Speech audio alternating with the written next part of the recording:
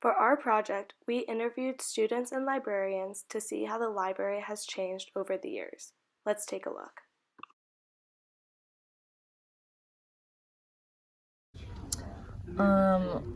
Well, here at AU, I've never checked out a book before. I've thought about maybe checking out like a textbook that I don't want to buy.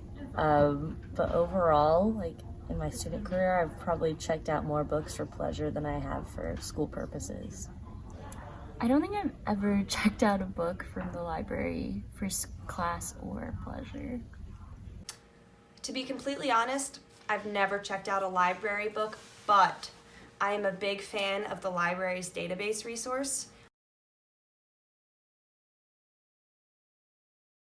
I probably go to the library once a week because I live off of campus, but pretty often to do my homework.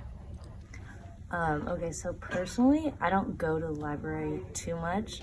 I've been here a few times with friends, but the most I've come here is like when I really have to get a paper done. I'll just come and sit so I can be quiet and just grind it out.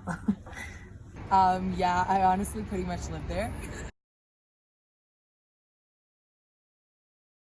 I do use the library as a place to socialize.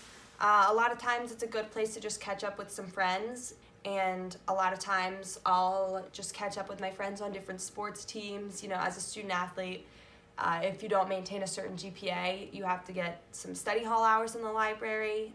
So usually you can find a lot of athletes in the library, and it's a good place to get to meet new people. Not really. I only come here when I really need to get work done. Otherwise, I'll do homework in the DAV or something. The huge shift to electronic materials. So, for example, in the basement, we used to have shelves and shelves of bound journals, some of the older issues of our journals, and now all of that stuff is electronic. It's all online. We're getting more electronic books every day. And we've also moved the writing center and the technology help into the library on the first floor. So we can provide, more services and more space for students to study. Well, the main change I've seen is that there's less of a focus on printed materials and more now of a focus on sort of lounge space, study space, collaborative group study room facilities, and that sort of thing.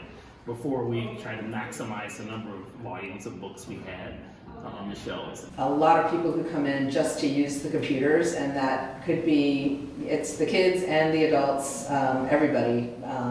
We have computers down in the children's area, we have computers that are for teens, and we have computers for adults. And they're frequently all in use at once. So there's a lot of computer usage, but we do have a significant number of patrons who come in who just want to look for books or checking out books or asking book-related questions. So that's still a part of our public library system, yes.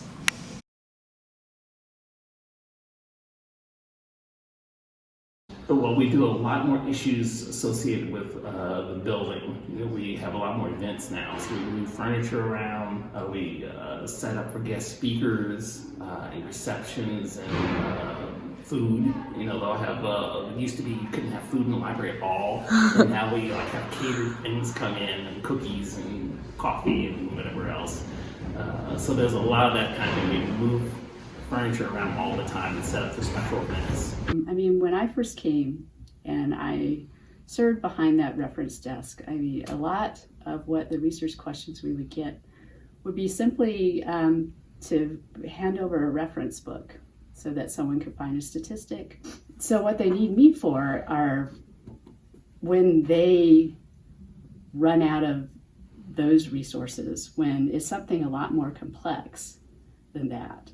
So really, I think it uses my skills as a librarian much better.